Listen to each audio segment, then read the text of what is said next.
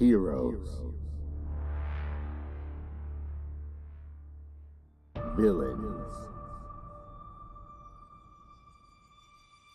a tale as old as time, and the never-ending battle to protect truth and justice from those who thrive on chaos and bloodshed.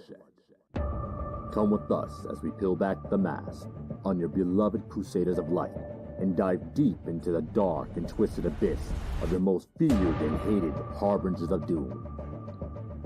Follow your host, Power Maximus, and everyone's favorite demigod, Lord Triage, as they take a trip down the rabbit hole that is everything super. So, are you a hero or a villain? Either way, find that super suit and suit up for the Super Breakdown.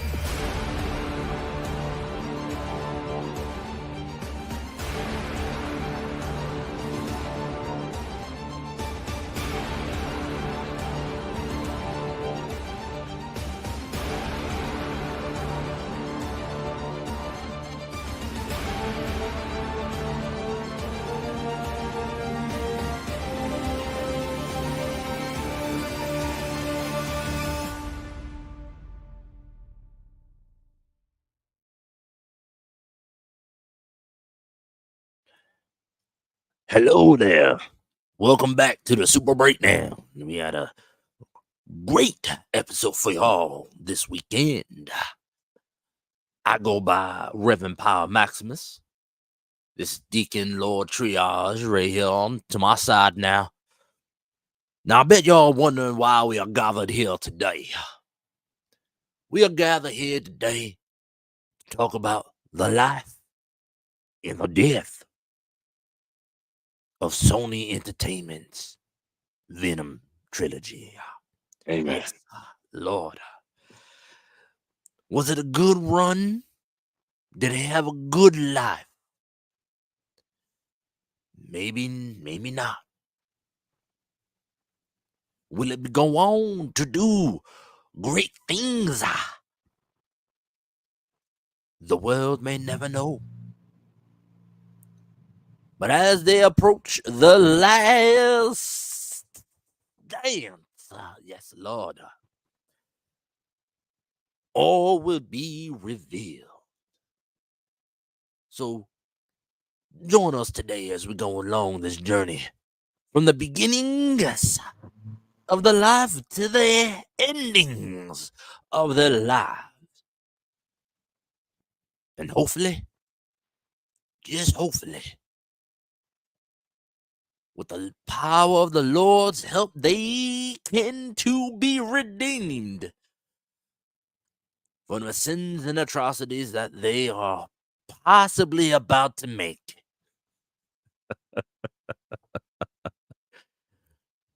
And with that, I said, let's bow our heads and say amen. Amen. Oh man, we got a fun episode. This is gonna be an interesting one. This is definitely gonna be a me one. I'm probably about to go off about this because it burns my britches and it jams my Glock at the same time. It's grinding my gears. How? Well, first and foremost, how do you make a fucking Venom film without Spider-Man? That's number one. That's been the question from the very beginning. How do you make a Spider-Man film without, a Venom film without Spider-Man? Like, Spider-Man is literally the whole kind of point of Venom. Like, his hate for Spider-Man is literally what drives him to be a troll to him on a regular basis. Just like, that's just off rip. Like if we were doing Cinema Sins, shout out to Cinema Sins. If you guys don't know what Cinema Sins is on YouTube, they are a channel which pretty much goes through a film and counts all the shit that just don't make no sense, the bad writing, bad effects, horrible plot holes, and they just go through and sin the fuck out of it and count how many sins they have. So go check out Cinema Sins. It's really fun. It's hilarious. They literally have damn near every massive blockbuster movie that's been made within the last like 20, 30 years. So I suggest go checking it out.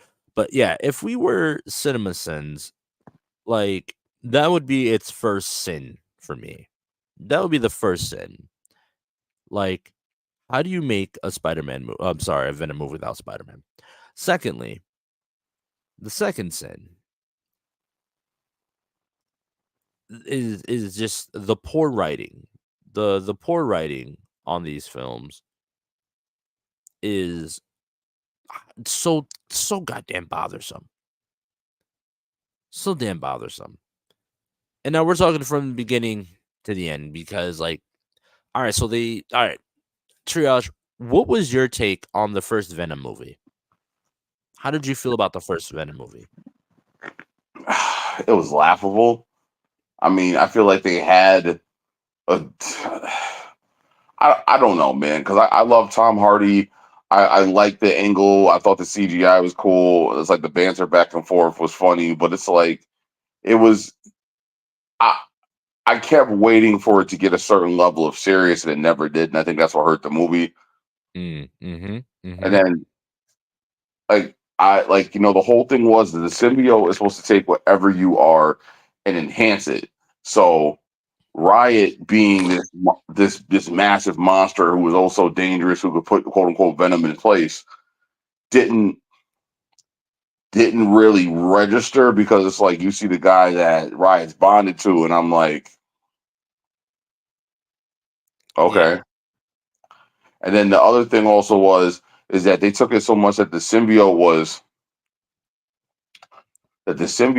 a host that was on the person, to the symbiote just needing a person to sustain its own life, and basically that the symbiotes could do whatever they wanted, opposed to the person wielding the symbiote making the symbiote an extension of their will and doing the things that they could do with them. Like Cletus Cassidy sent his fucking symbiote through a phone line and strangled the person on the other end.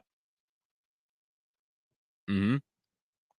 Like, and that's that was also a big problem that I had with the first Venom movie. It's just like their depiction of what a symbiote is not the same as what it is in the comic book.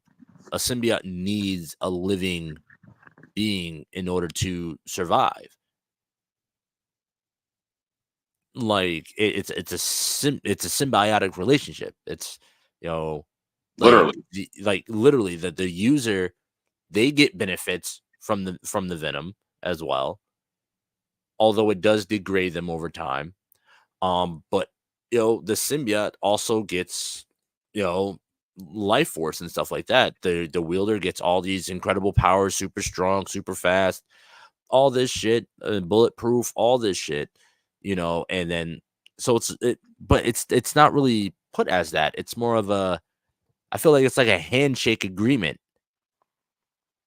Like there's nothing really at stake there, but as we see in the comments that there is, like when Venom gets pulled away from Eddie or whoever he's on at that moment of time, like after a while, like he becomes very weak. He becomes weaker because there's nothing for him to survive off of. And then at the rate at which a symbiote deteriorates the host, like we've seen them talk about it in the comic books before. Him like trying to live off of like livestock and animals, it doesn't work because it's like that's like him popping a a popcorn, a piece of popcorn. It's a small snack compared to what he needs. So I didn't like the way that they portrayed the symbiote in this at all. And on top of that, they, like you said, with Riot, the symbiotes are supposed to like grow whatever is already like within you. And so it was like it was the scientist, the lead scientist or whatever, the one that was in charge of it all, that bonded with Riot, right? Correct. So it more so seemed like Riot took over his body and was using his body for like his own means, instead of it being the other way around, where the symbiote just enhances whatever bullshit that person has going on. Like we see it with help. One of the a big thing that no one really talks about is anti-venom. We see it with anti-venom as well, where like there was like just a slightest sliver of symbiote still left within Eddie while he was dying from cancer, and ended up mutating those, his white blood cells, which ends up creating its own symbiote essentially over him, something that's completely separate from Venom, completely separate from the hive mind.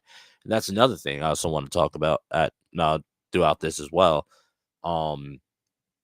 Clearly in this one they're diving more into the idea of the hive mind, but it's like you can't just pop that up. Like they gave us a little taste of that at the end of 2 when he gets brought into the 616. But I feel like it's still too loose. It's still too loose. Like the hive mind is a very big thing with it when it comes to Venom. And the whole point is Venom is actually supposed to be completely separate from the hive mind from the beginning. He's technically supposed to be the only symbiote that is no. There was another symbiote as well that was like him, that was like kind of separate and had its own thing going on. We've gone over the symbiotes before. We've gone over Venom before. It's actually Venom and the Symbiotes, one of our older episodes, which is up on our YouTube. But so if you want to know more about that, I'm not going to dive too deep into that right now. By all means, check out our older episode on our YouTube. But I don't know, it just doesn't feel right. You know what I mean? They're not giving the same energy that Venom is given in the comic books. Venom is he's a monster. And he has so much free will, so much fucking free will. He can either help out the heroes one day, or he could be on a rampage the next. Hell, within the same hour, maybe. But they're not giving that. They're giving this buddy cop. I don't need a partner. And they just have to learn how to work together. But they end up liking each other in the end a little bit. I don't know. It gave me like Marvel Tango and Cash, or Marvel fucking Lethal Weapon. It gave me more like Marvel Lethal Weapon kind of feels. And it's like, I understand like Marvel, you want to play around with kind of like new genres and shit like that, with them branching more into the horror route, at least that they attempted to do with Multiverse of Madness. But like buddy cop for a symbiote, all right, no, you picked the wrong topic to try that genre with. That's not a buddy cop kind of flow kind of thing that you should be doing there. Buddy cop should be more like Guardian style type shit. Like, no, there's in the superhero film, there's not really much room for buddy cop unless that character in the comics already has a buddy cop relationship with someone. Like, well, go ahead. So my feelings on that is that no, the buddy cop thing could have worked, but it's like there was no real precedent for it. Like, if you look at the buddy cop films of like the 90s, look at Men in Black, look at fucking Bad Boys, look at Tango and Cash, look at 48 Hours. If you look at those movies, there was a clear-cut dynamic. There was the good guy, there was the bad guy. Not the good guy and the bad guy, but the good cop and the bad cop. There was the cop that was your everyday cop, and then there was the super cop. So, or you had the rookie and the apprentice. So my whole thing was like, excuse me, you had the senior officer guy and the rookie. That's what I meant to say. Yep. Jesus Christ. Yep. So if it would have been one of those things, like he said to him, like, I have the vast knowledge of the universe. There's so many things I could show you. And then Venom, like, low key started educating him on stuff that was going on, or gave him this plethora of knowledge or information he could use. But it's like it's more or less that Venom just runs around doing whatever he wants, and Brock's just along for the ride. Yeah, or he's the one that has to, ever so often restrain him and pull him back. Like, no, you cannot eat them. No, just a little bite, just a little nibble. No, you cannot eat them. Can I eat the cat? No, you cannot eat the cat. Don't get me wrong. All right, so I enjoyed the humor of the movies. I thoroughly enjoyed the humors because, like you said, like there are aspects of buddy cop because I enjoy buddy cop films, but so there are those aspects, the witty banter between the two of them. Him always trying to have him stop him from eating shit. And it's just like, all right, I get it. That's funny. It's cool. It's funny. But then, like you said, where's the seriousness at? You know what I mean? Because even in the moments where shit's about to go down, there's still like comedy and humor. But but there's too much of it. Like, specifically in Let There Be Carnage. Don't get me wrong. I will say the names are fucking fire. Fucking Let There Be Carnage is fucking dope. Dope ass name. But all right. So this is how I feel. So the first one, all right, cool. I'll take it. First one, cool. All right. Let There Be Carnage to me was an absolute miss. Was a swing and a miss to me. How about you? How did you feel about Let There Be Carnage? So my whole thing with that is that I don't think it worked because they didn't let Woody Harrelson be the Cletus Cassidy he should have been. Okay. Because Cletus Cassidy was a full-on serial killer in the comics. Like, he did phenomenally wild shit. Mm-hmm. So, and like I remember because like when me and my sister were watching the original movie, she was like, how she asked me about Carnage, and when I was telling her, she goes, "Well, that makes sense that Woody Harrelson's playing him." And I was like, Woody Harrelson plays an amazing fucking psychopath. Fuck, what is that movie he's in? So it's like a fucking acid trip. You're talking about Natural Born Killers. Yeah, Natural Born Killers. Yeah, the fucking, oh my god, amazing. That's what she said. She said he probably got cast based off his performance in that. And I had never seen Natural Born Killers at the time. So I was like, okay. I was like, I've never seen that, but it's like, all right. Then she was like, you got to sit through that shit. And you're like, yo, you'll understand. So it's like, like for him to be a serial killer, his character be a serial killer, and then be involved in the shit that he was involved in, the shit he was doing. And then for that Carnage not to drop bodies, like, that shit should have had a kill count like the first John Wick. Agreed. I feel like that should have been the movie that they decided to play with the rated R. Like the first one, all right, PG. Now this one, you're involving Carnage. That shit needs to be reckless. Absolutely reckless. And it wasn't. It was a PG-13. And the scene where like they first run into him, like that's supposed to be the scene. It's like, oh shit, like serious. It's about to get serious. But it's just like it's the whole, oh shit, it's a red one, and then disappears. She's like, what are you talking about? Like come on now. Like, come on now. That scene should not have been as comedic as it was. Like, it should, if anything, that should have been more educational because they don't talk about it at all. Like, that part is never further, like, expanded upon. Like, what do you mean, oh shit, it's a red one? What about the people that don't know? Because I know what he means by, oh shit, it's a red one. I know you know what he means by, oh shit, it's a red one.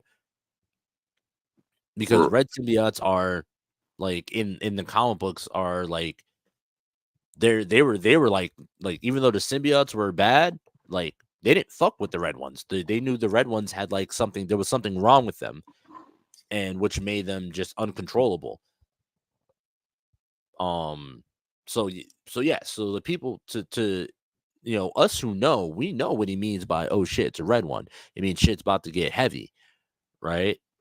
But they never expand upon that after. He never explains to Eddie what he means by a red one. It just never gets, It just gets glossed over by the rest of the movie. And then the chick he was with, she was supposed to be Banshee, right? Or Scream. Scream, excuse me. Not I almost said Screamer. Yeah, Scream. Yeah. So that's another thing. We didn't did we end up seeing her become like actually get infected with the symbiote at the end? Or does she just get captured? Or does she... So that was always one of those things where I was always confused by that because that never was really done well to me because I was like, I never understood how they incorporated that whole thing with her having the power. They never explained where that power came from. So it's like, I always took it as, oh, that was them trying to put a bow on it by making her scream, but not making her scream. And then the other thing that didn't make sense to me was I still didn't get that whole thing because it's like, symbiote's weaknesses is supersonic loud noise. So that'd be like you making a symbiote that's pyrokinetic.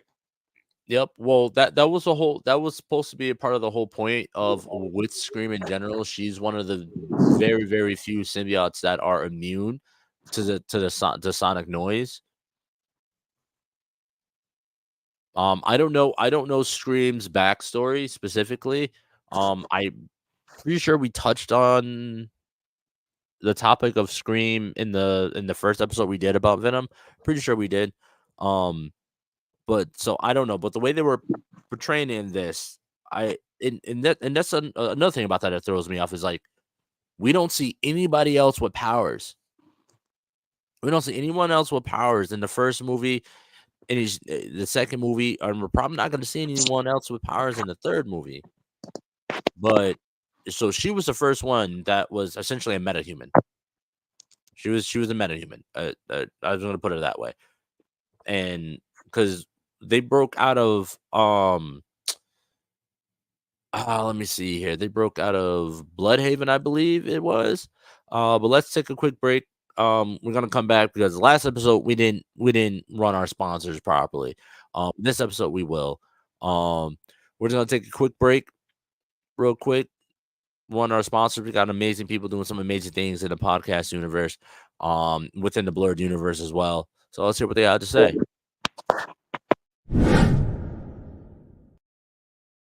Going on, everybody? Lloyd Jones with Midnight Comics here, and we'd like to introduce you guys to our show, The Indie Breakdown, a show where we break down your favorite indie comic book characters' power, stats, and abilities, and get them ready for an eventual indie versus matchup. All Indie Breakdown episodes go live first on Spotify and on Patreon, with them eventually showing up on YouTube. So if you guys want to check out The Indie Breakdown and learn more from your favorite indie comic book creators, now's the time to do so. We hope you guys decide to tune in, and remember, until next time, midnight is coming.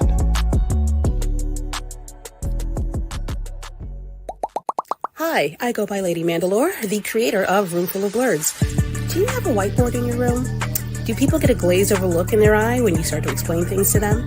Well, come join me every Sunday at 7 p.m. Eastern Standard Time where we can talk comics and get to know some new creators of color, only on YouTube and Twitch. What's going on, everybody? It's me, Calvin, from the Icarus Podcast, and I just want to say that we got new episodes coming next Saturday and every Saturday after that. So all I would have to say from here is keep enjoying the show. You can check us out, www.icarusmetrocomics.com. Check us out on YouTube, TikTok, Facebook, and more. See y'all next time. Join the Pulse. We're excited to announce the launch of Heartline Comics' newest line, the Barcode Collection. Our fresh drop just hit the internet and is turning heads. Imagine this, you're rocking our merch, and friends can scan the barcodes to instantly connect with the Heartline Comics website. It's a game changer. Stay ahead of the curve and never miss a beat. Subscribe to our website for exclusive alerts on the latest merch drops and the newest comics hitting the shelves. Be part of the Heartline community and show off your style with pride. Trust us, you don't want to miss this. All right, and we're back again. Go check them out. They got some amazing things going on. All right, yeah. So before we dropped off, I felt like I was talking about Scream and how they didn't portray her well at all either in that movie. I personally feel like the entirety of the movie was a swing and a miss. Again, you got an amazing actor. Well, Woody. my whole thing would have been, not to cut you off, is Okay. that if they had did it where it was the symbiotes evolving to adapt to the sonic noise, and that's why Scream was the way it was, and it was the first line of that extension of symbiotes. Like if that symbiote had reproduced, then its offspring would have had similar traits, but Yeah, because that makes sense because Scream is a child of Carnage. Right. While Carnage is offspring of Venom, I'm pretty sure Scream was was a offspring of Carnage, if I remember correctly. I know Toxin is an offspring of Carnage. Mm-hmm. I don't think Scream is. I could be wrong. Yeah, I could be wrong. I think Scream might be, like, I think Scream might be an offshoot of Venom. Um, let's just take a look real quick. But no, I personally feel like they're they've been missing heavy with their films lately.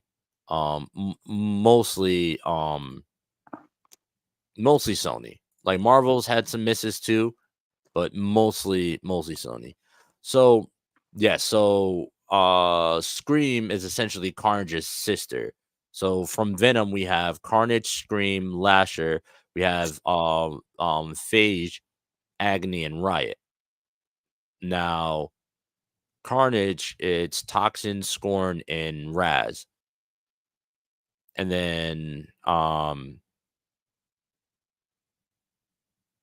then when Lasher, Phage, Agony, and Riot, they actually ended up merging together and created Hybrid. So yeah, so Scream is a child of Venom. Okay. Yeah. And Hybrid, if memory serves me correctly, he latched on to another person and he became that person's main host. I want to say the guy, I can't remember what the character's name was, but I remember him being paralyzed, and that was the only way he could walk was with the symbiote. Oh wow.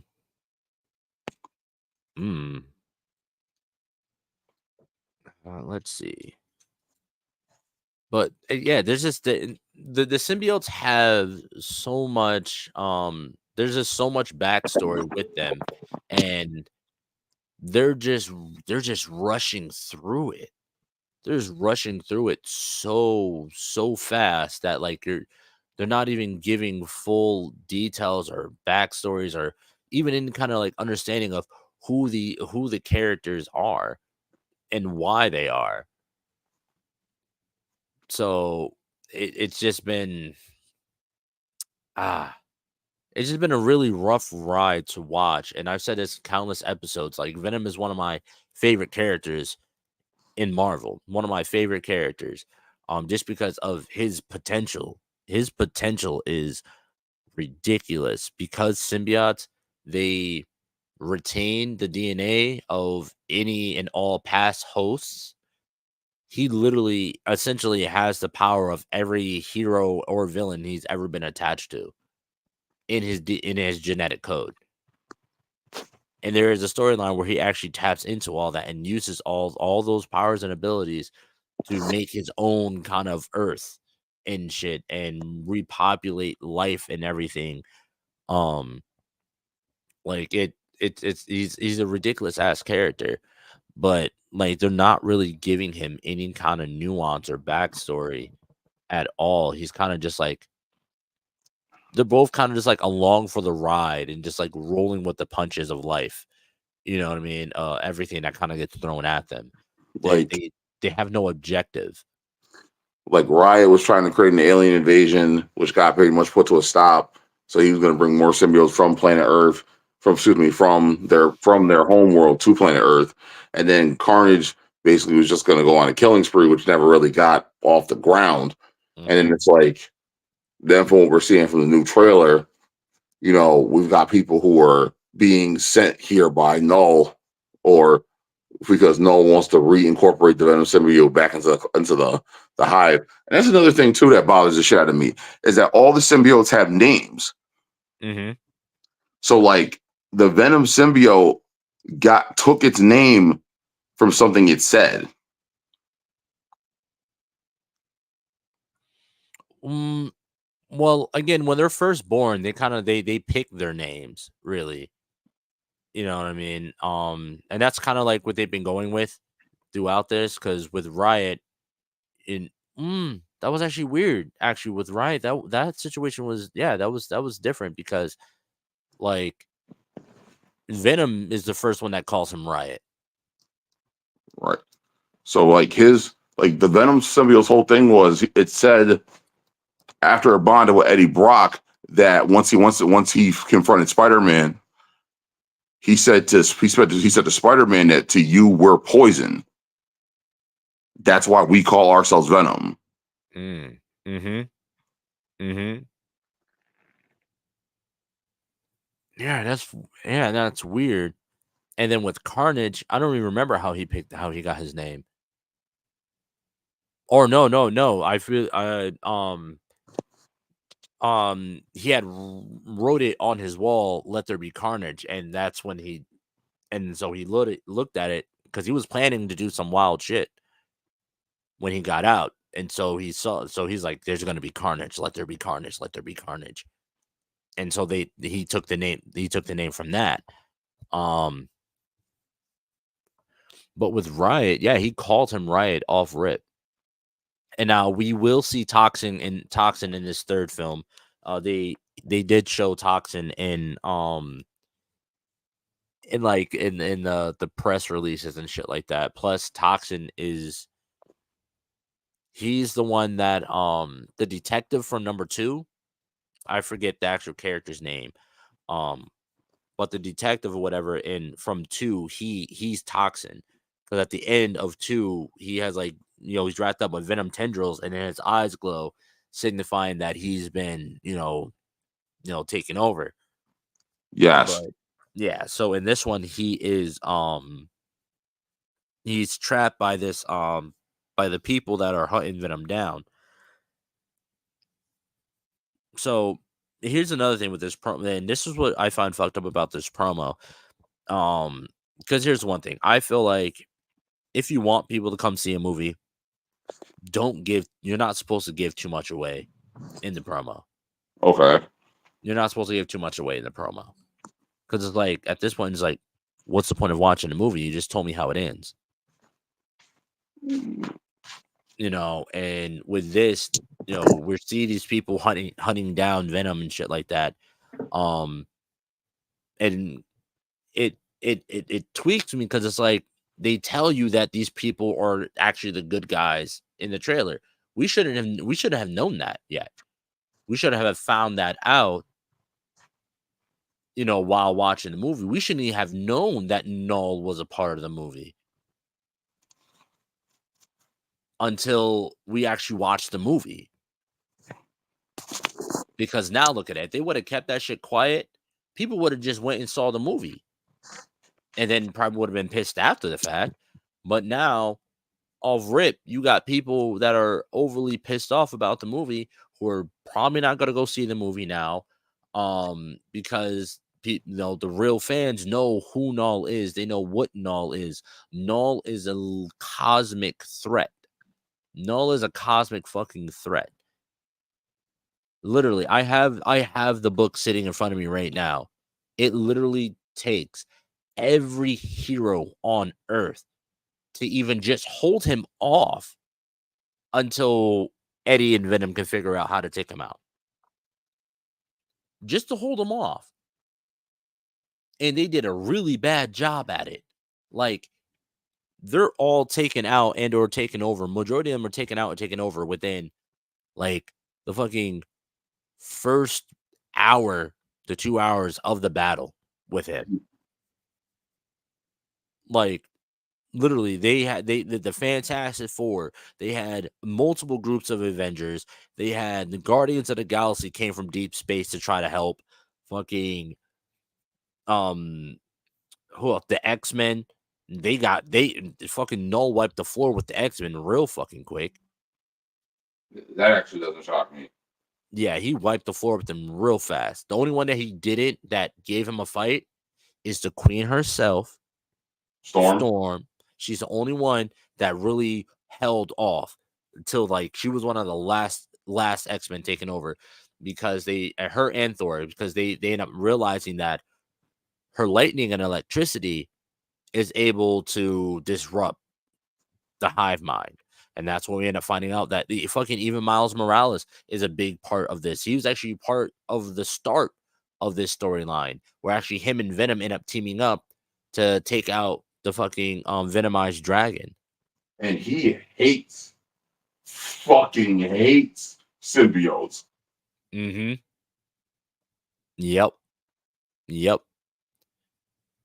So yeah, so like it's started between a fight between him and Venom. They were scrapping, and then the symbiote dragon came out of nowhere.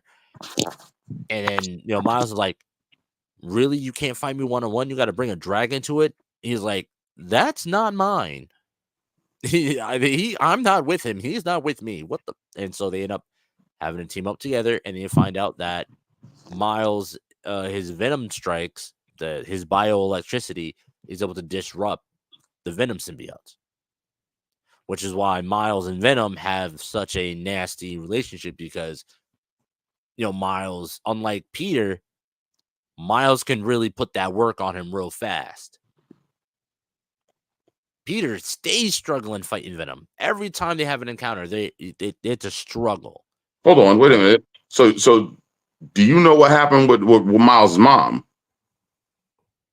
No. So the Venom symbiote is actually directly responsible for Miles' mother's death. Oh, okay. Give it to me. Let me hear this. No deal. So apparently, like, I guess, like, in the process of him detaching from the symbiote, I want to say she's shot.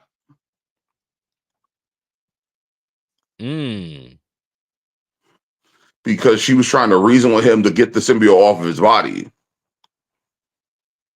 Oh, okay. Nah, I did not know that at all. Yeah, I want to say, if memory serves me correct, I want to say the NYPD opened up at him, and in the process of her trying to reason with him to get the symbiote off his body, like, she was shot in the crossfire. Damn.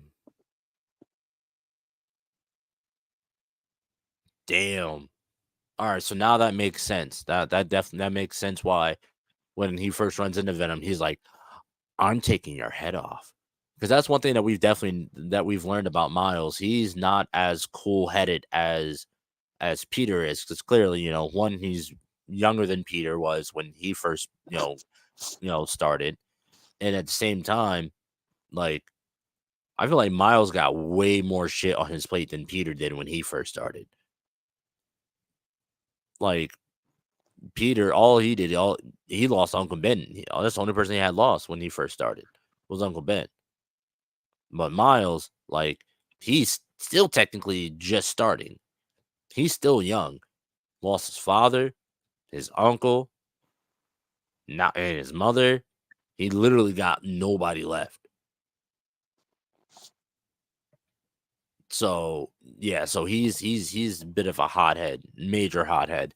Like, even like this story even involves the Young Avengers, because Kamala plays a decent role in this, with Miles as well. Miles she actually gets taken over by one of the symbiotes, and he ends up fighting her and freaking blasts her full strength with his Venom attack. So they have a close bond and relationship as well. So there's so fucking many heroes in this book. Listen to this. That's me flicking the pages. This story spans over multiple different, like, heroes' storylines. And I actually read up about the making of this storyline. Like, people were like iffy about if this storyline was going to take off the ground. But once they launched it and other other creators who had the rights to each one of these heroes that are in this story at the time, they saw it, they liked it, and they were like, yo, let's do something. And so they started writing their own stories to connect with this King in Black storyline because of how fucking great that they saw that it was going to be.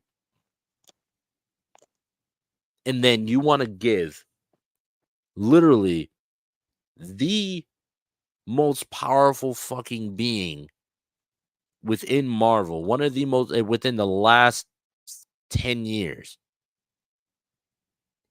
Give him one movie that does not involve any other heroes.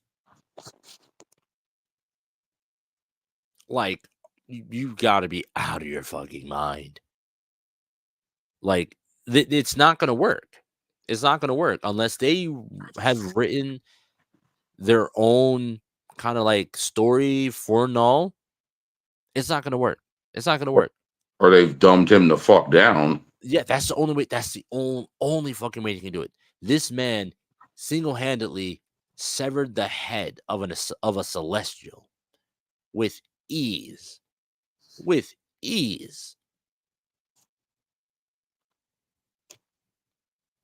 Like, and then on top of that, we saw the shit that Gore was doing with the all-black Necro sword.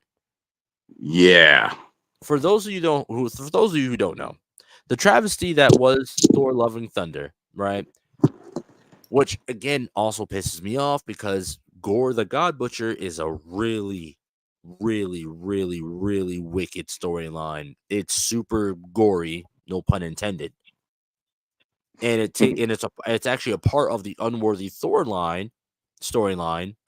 That was actually the main point of the Unworthy Thor storyline that they decided that they actually took and used in Thor Ragnarok. In Thor Ragnarok, they blended Unworthy Thor with Planet Hulk and World War Hulk. All right.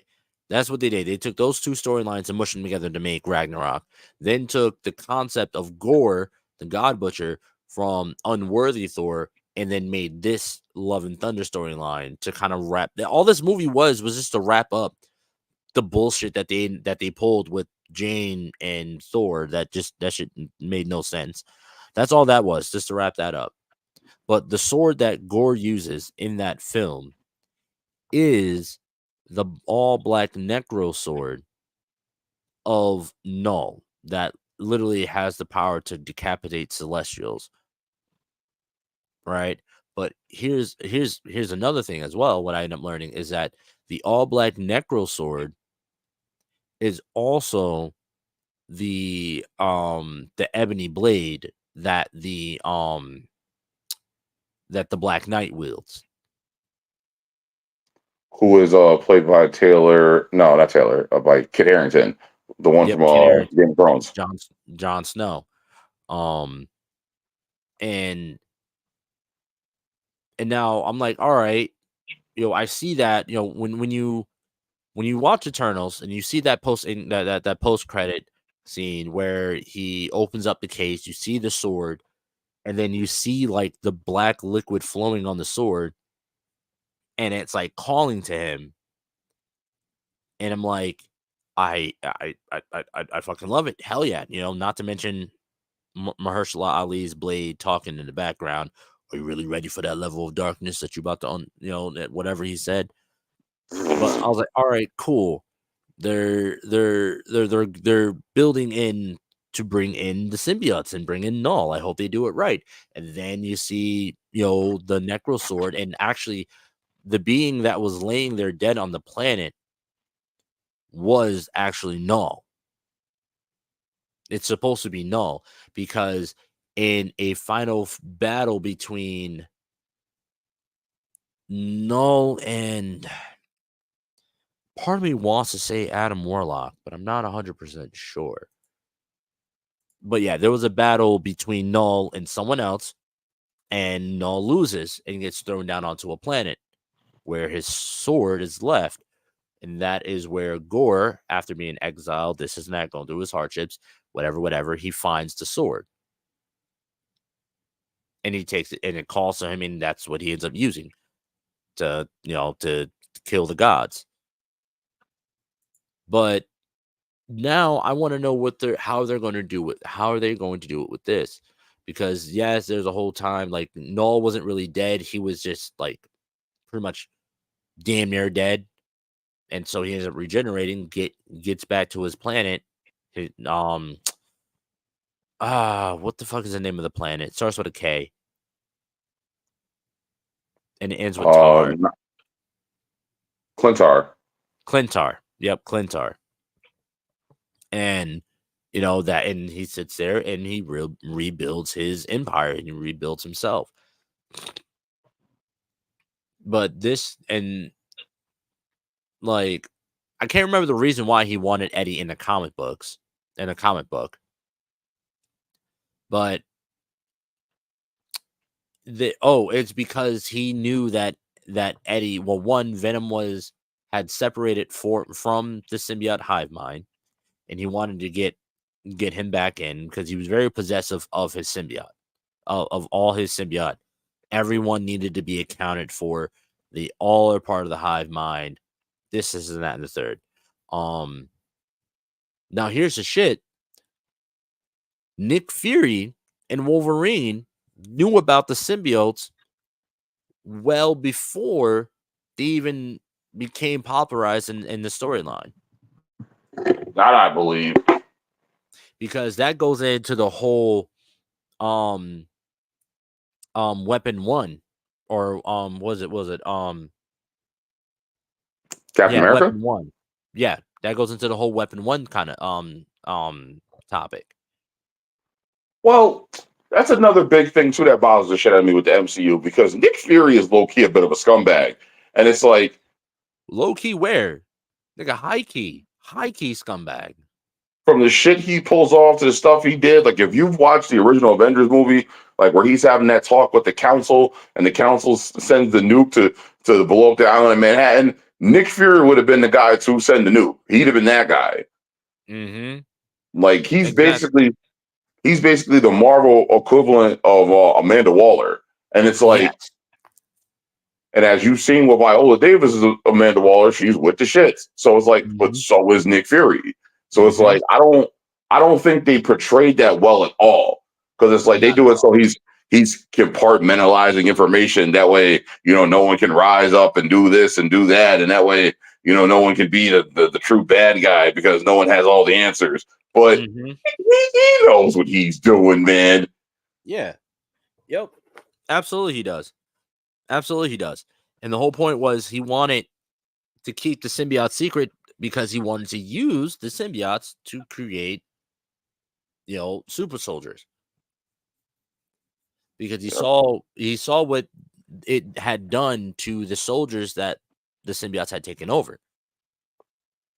Good old Nick Fury. Yep. And so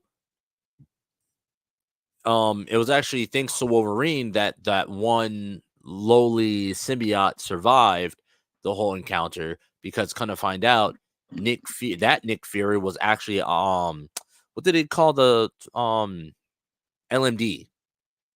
Life model decoy. Yep, he was actually that Nick Fury was actually an LMD, and once Wolverine, they were on a mission to round up all these soldiers that had been affected by the symbiotes, that had gone crazed. And so once he rounds them all up, Nick Fury, pretty much the LMDs, goes to set up a pretty much self-destructs. So Wolverine, after he had talked with the one guy with the one symbiote, and the symbiote told him, like, "Oh, listen, we're not here for any of the bullshit. We're actually here, because some shit's coming, blah blah blah, blah blah blah, so on and so forth." Starts giving him a rundown. So Wolverine decides that he's going to protect him, and he covers him as he, as the LMD self-destructs.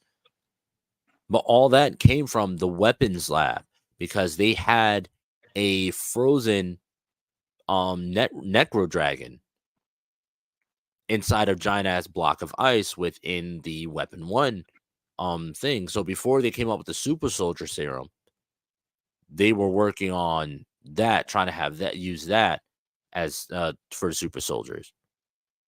But when they end up having to scrap that with the understanding of like, well, we can't control them, destroy them. Fury doesn't know that one symbiote survived. Yeah, that sounds about right. Mm-hmm. But it just, there's, and again, that this goes. There's so much fucking backstory to these symbiote creatures, and they're not doing any kind of justice to these characters whatsoever within this Sonyverse. And it pisses me off that Feige even greenlit this, because Feige was a part of, Feige is a part of all this running. Clearly, he doesn't have overall control, like writer control, like he does in the with the MCU. Nah, But, there's something. There's got to be more to the story. There's something that we're not seeing. Like, this is like one of those things, like where an artist puts out so many flops, and then it gets to that way that they can buy their masters back at a lower rate. Like, there's something going on here.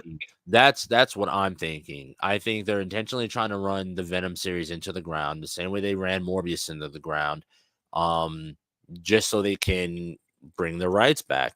Maybe this plot goes all the way back to Blade Trinity.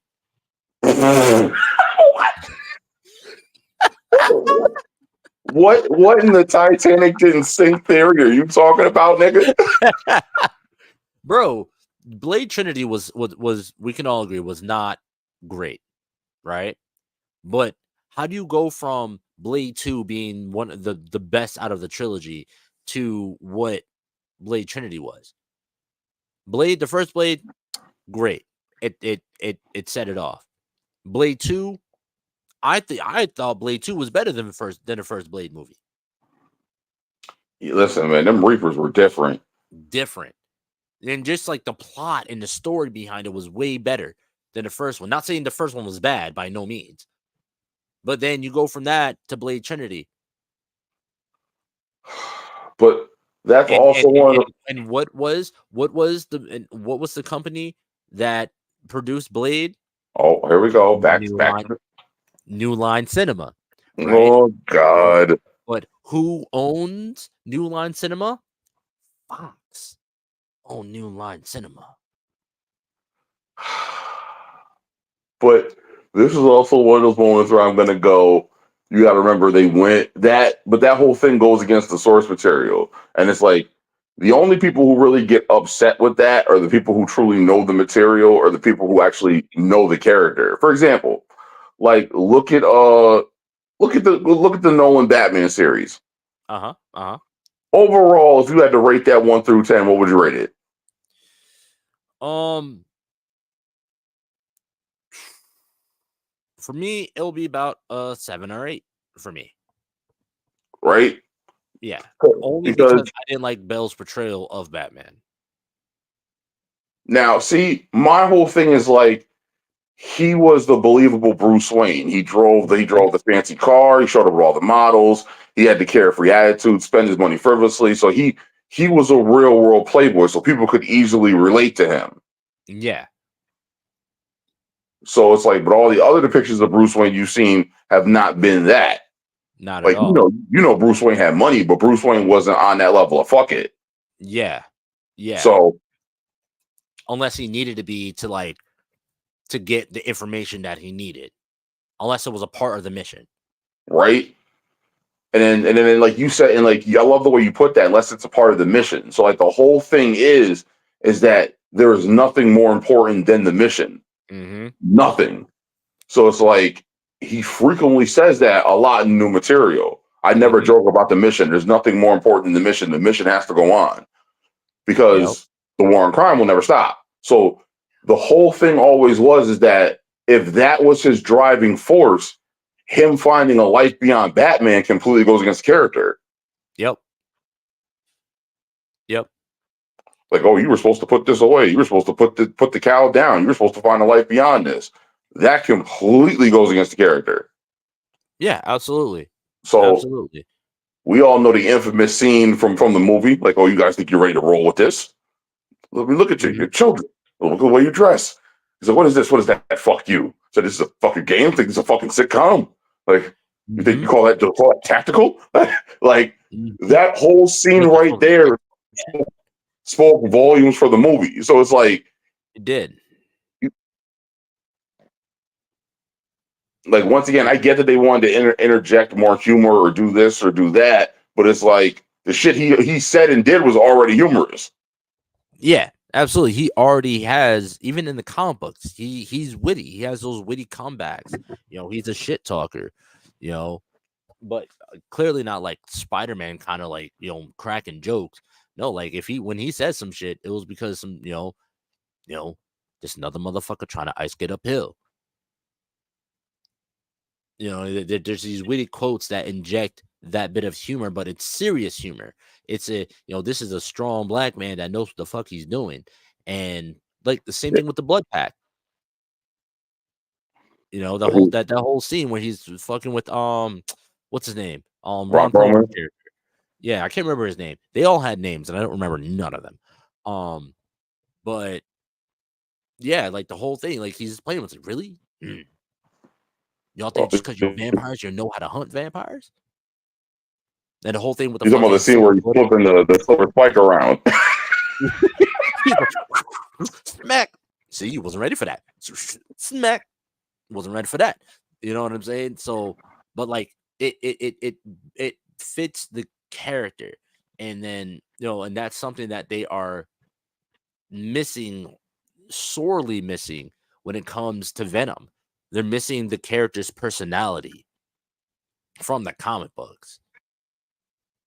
And then even then Eddie Brock's character, like all right, so yeah, we've been talking about the personality of Venom, but what about Eddie's personality in this? He is not the Eddie from the comic books at all. The Eddie from the comic books was fucking angry all the time. But they also removed that whole journalistic thing. Like, it was hinted that was what he was still doing, and they showed bits and pieces of it because the whole thing of him interviewing Carnage, and then him having to move from New York to LA because they said that he got was accused of what, plagiarism, was it? Yeah, which is what brings in the idea of what happened between him and Peter. But this is the Eddie that took a different route. Instead of being angry at Peter, he was angry with himself. So it's like, if anything, like, this is one of those moments like they could have subtly introduced, like, oh, like, you shouldn't be angry at yourself. You should be angry at this person who ruined your life. Like, who was it who quote unquote went to Jameson and said that this photo is doctored? Who said that this article was fake? Like, and then like he puts the bug in his ear and it just goes from there. And he's like, you know what? It was fucking Parker. Like, and just that scene, I could see him like Venom, he's outside of him, looking at him, talking to him, and he's planting that bug in his head, but he, because he has Eddie's memories. So he's like, who was the one that ruined your life? Who? Peter Parker. In that like deep voice, and he's like, and like then it continues, like he said, when he's like, you're right, it was fucking Parker. You know what I mean? But this Eddie is not, he's filled with sadness instead of anger, which, okay, admittedly, it completely changes the dynamic between the symbiote and him, because that's what drove Venom to Eddie, was his hate and his anger for Parker. And he knew, and the connection was, all right, Eddie knows Parker, and Parker knows Spider-Man. So if I can bond with Eddie and help Eddie get to Peter, I can get to Spider-Man. Because Eddie hated Peter, Venom hated Spider-Man, not knowing that they were one and the same. So they're like, Venom was like, all right, I'll help you take out Peter if you get Peter to get me to Spider-Man, and I can get what I need. It was a symbiotic relationship right there. You help me and I help you. I'll help you so you can help me. We help each other. And in turn, you get all this strength to do what you got to do. And then some. And then Venom should have whispered in his ear the way the Goblin whispered in Norman's. Yes, exactly. There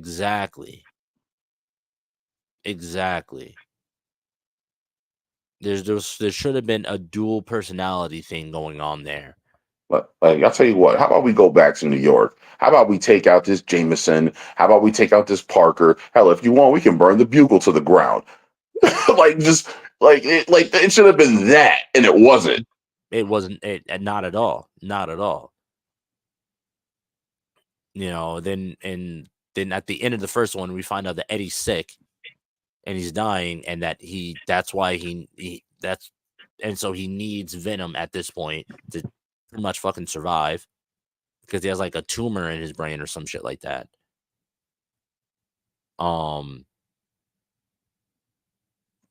So man, they just like, this isn't Venom. This ain't Venom. This ain't my Venom. But the wild part is like that can be said of many characters. Look at the way Loki's portrayed in the MCU. That's not the Loki I grew up reading about by no means. Nope. Like Thor 2.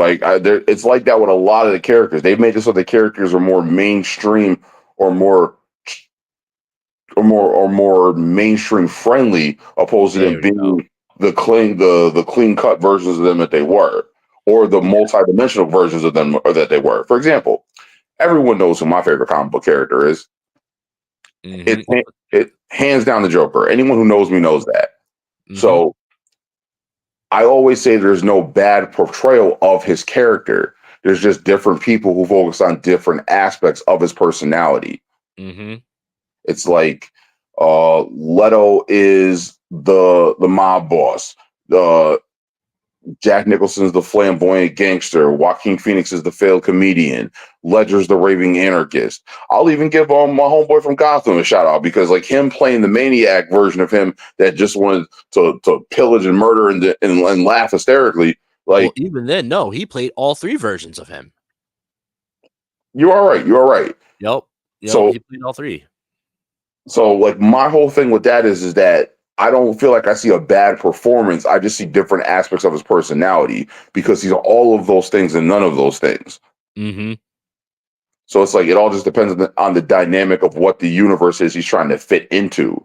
So if you're going that aspect, because you can be original and still be true to the character. Mm-hmm. But it's like, and once again, I don't blame Tom Hardy, because I mean, like I said, Tom Hardy. I think Tom Hardy's a great actor, but Same. It's like I like you said, I think between him not having the rage factor, him not having like a legitimate reason for motivated to be the quote unquote vigilante, him not having an arch enemy, like if they were going to do this series and do it, and it's also one of those things like where I'm not sure if they had 3 movies written and they just tweaked them as time went by. I'm not sure if they wrote 1, then wrote 2, then wrote 3, which is the way it seems like it. Yeah. Because it's like, that's when the continuity issues happen with the story and stuff like that too, because it has to be consecutive and it has to make sense all the way through. And it's like, movies don't do that as time goes by. Like, look at the Pirates of the Caribbean. Yeah. Their continuity is all fucked up now. Now, here's my thing. I feel like this is also where they fucked up with Morbius, because Morbius is supposed to be within the same universe as Venom. Now, when you look at the Morbius movie, there's those same things that you just said Venom lacked. It's the same thing that Morbius lacked. The character, there was no real drive behind the character to be who he was. And there was like, and even then with the character Morbius, who are the 2 people that are the most important characters, part of this character's origins, Morbius's origins? Peter Parker and Felicia Hardy. I was gonna add Batman into there. Not Batman. Yeah, fucking blasphemy. Fucking Blade. Excuse me. Three characters. Yes. So Yeah. hold on. So, but once again, it's the dynamic of the story and the way it was told. Like they had that whole thing where he was sick and he had this disease and he was trying to cure himself. So That's comic book accurate. but my whole thing is like once he got transformed, it should have become like a more Wolfman story to me. Yes, absolutely. Like even as far as like if he was feeding on the homeless or he started attacking people at random and then felt guilty about it and had to work through it or dial it back while have to deal with the police being on his ass. Yeah. Now, the way that it played out in the comic books is like that's what he was doing. He actually did kill a few like innocent people, but if it wasn't for Spider-Man and Blade, well, and also Felicia as well, because they were in love, right? Yes. Yeah. And so, but Spider-Man and Blade, and this is stuff that I'm also playing Midnight Suns right now as well. And Morbius is a part of the Midnight Sun. Yeah, it's a DLC for Morbius, right? And like this game is very comic book accurate. Like the characters in the game are very comic book accurate.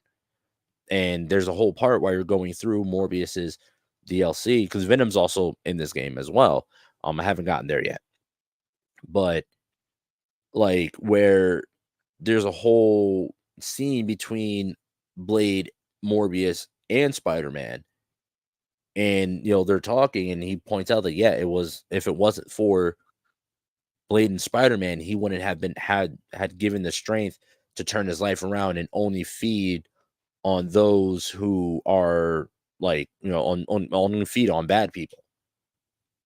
So it's like you have a Morbius movie without three of the most fucking important characters to the character's origin, right? Because his whole point of wanting to get back to human wasn't because of how he was feeling or whatever, so on and so forth. It was more so because he wanted to see Felicia again. He wanted her to look at him not in disgust, and not to look at him as a monster anymore. Felicia was his drive to become human again, instead of falling into the darkness, that he felt inside of him. So clearly this is now starting to be a trend that Sony has of they're doing these Marvel characters, but not giving them the proper like origin. And without the proper, because a hero's origin, a character's origin is what drives the character to be who they end up becoming in the end, right? Their origin somehow always ends up having some kind of connection or tie to who they end up becoming at the end of their journey, right? It all ends up going back to the reason why they're doing what they're doing. Venom does not have any of that whatsoever. Both Brock and Venom have nothing whatsoever. Nothing driving them, nothing pushing them to become better or become a hero or whatever. And I think that's also why within the story itself, they struggle with becoming a hero. Because they have no reason to become a hero. They have no reason to be good, but they also have no reason to be bad either. They have no reason. I took it as the whole thing, like it was his compromise, because it's like he said at the end of the movie when they're walking down the street, where he was like, you might be able to possibly, maybe, if we come across someone who's truly bad, eat them. So it's like, it's not the whole he's a reluctant hero, or it's like, we're doing this because we don't have a choice. Like, it's not like no Punisher, Batman, Vendetta. It's not a calling like with T'Challa or Spider-Man, where you got to rise to the occasion. It's just like, all right, this is where we're at, and we're going to fail upwards through life. Exactly. And it's just like, well, at least, I'm a piece of shit. My life's going to shit. At least I got somebody to ride with me while we go to shit together. And it's just like, that is the most sorriest ass fucking story. for a character that is so important to the Marvel universe, like it just don't make no type of sense whatsoever for them to even run it that way. And it bothers the hell out of me because, like I said, Venom is my favorite character. And then now they're going to end the series off on a double sour note because, bro, how do you use someone's character and not tell them that you're using their character? Yeah, I saw that shit and I was like, yo, that's gonna end very badly. It was Donnie Cates and Ryan Stegman who made the King in Black storyline, because Donnie Cates was the one who was currently in charge of the Venom run. He was the one who was he was in charge of Venom at that time. He had the rights to do Venom. Ryan Stegman, he was, and he was the one that kind of like, they got together on a phone call, and actually I'm pretty sure it actually gives this story in the beginning of this book that I have on like how it happened at the beginning of this. And it all stemmed from just a single phone call between the two. If I can find it here. Yes. It's like a whole forward or introduction. And pretty much, yeah, it was, yeah,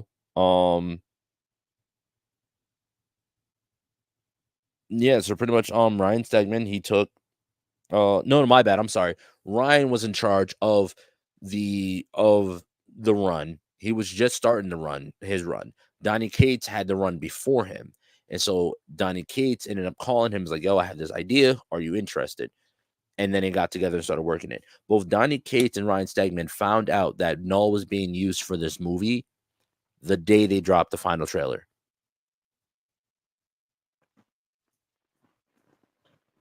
Yeah, and now they're asking to get paid for it. I would too. The fuck? That's so fucking unprofessional. So fucking unprofessional. Because I remember when I saw the announcement when they were like, "Oh, Norman Reedus is no." I was like, "Wait a minute!" I was like, "Bullshit! I ain't heard nothing about this place." That's not even an announcement. That's still rumor. That's still rumor. Because you hear Knull talk in the trailer, and that don't sound like Norman Reedus whatsoever. Whatsoever. And like, don't get me wrong, I fucks with Norman Reedus real hard with his acting. Fucking Boondock Saints to playing Scud in Blade 2, to fucking The Walking Dead. Daryl Dixon. What happened? You said Walking Dead. I said Daryl Dixon. Yep. Now the man has his own show, his own spin-off show, because the character was just so great and he played the characters just so well. We should take an episode and break down Daryl Dixon. The show or the character? The character. Ooh, that's gonna be a big one. It makes sense. It's spooky season, so it makes sense. We got to start planning our Halloween or our October shit. So yeah, no, I'm down. I'm definitely down with that. I love the character. But yeah, I just feel like and maybe you're right. Maybe it is a situation of they're trying to run it into the ground so that the Marvel can buy it back from them. Because other than the movies, like other than the Venom movies, Sony's been doing a decent job with the Spider-Man rights, whether it be their animated series. A lot of people aren't fans of Tom Holland, but I like Tom Holland. I think the Spider-Man movies have been good, have been great. Okay, you say so. That's why I said me. That was me. I thought they were good. But like this, they're just flopping on this so hard. So damn hard. But also I feel like the Spider-Man movies were better than this because Feige had a bigger hand in it, in the creation of those Spider-Man movies. But I think they're probably intentionally trying to drive Venom into the ground because maybe Sony don't want him no more, but they also don't want to break their contract, right? So they're like, all right, we're just going to run it into the ground, and then we'll sell it back to you so we can make some kind of money. We'll do they probably did have a contract for 3 movies. They're like, all right, let's fulfill the contract, and once the contract's over, we'll sell it back to you. Howard, that sounds insane. What? Because you're not wrong with that. I'm just saying, like, that sounds crazy. That's like some master level manipulation type shit. Oh man, that's called business. That's called business. They're like, all right, I got the rights to this. You want the rights to this? We want some money. You want some money?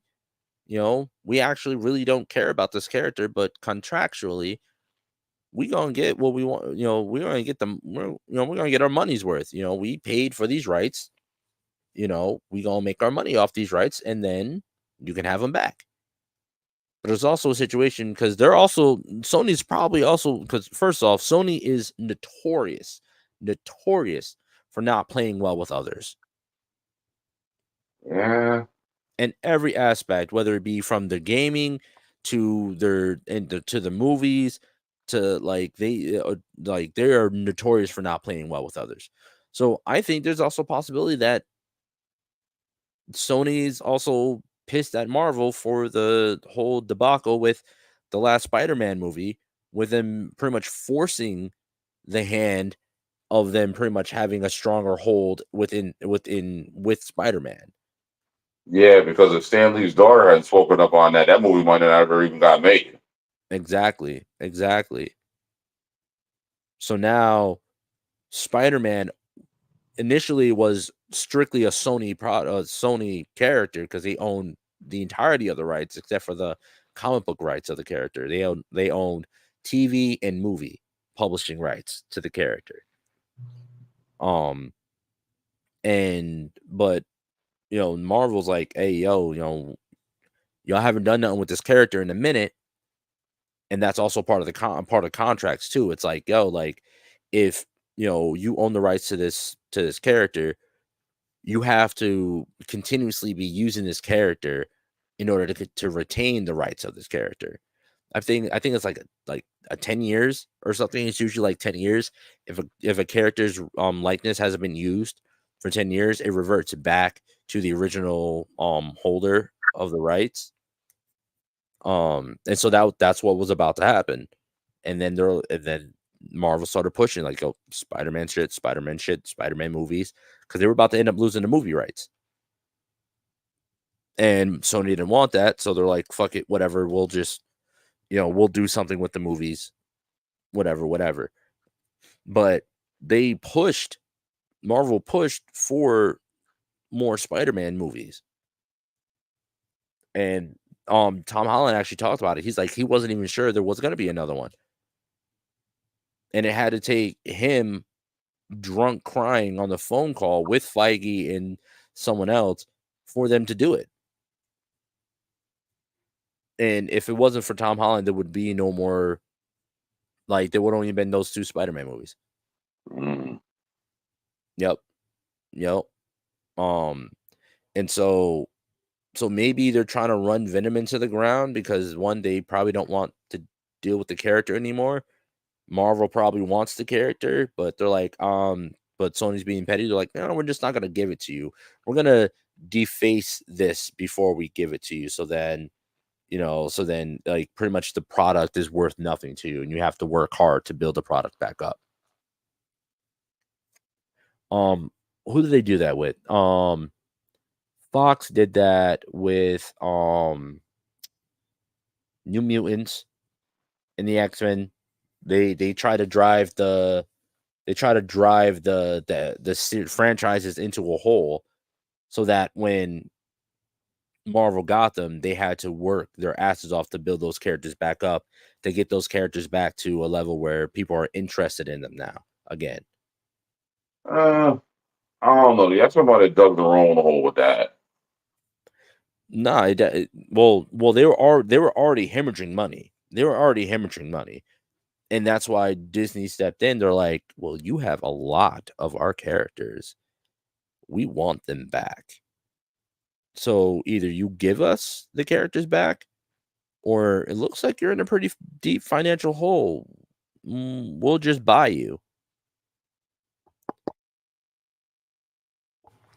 So I think, and so they're like, shit, we're in a corner here.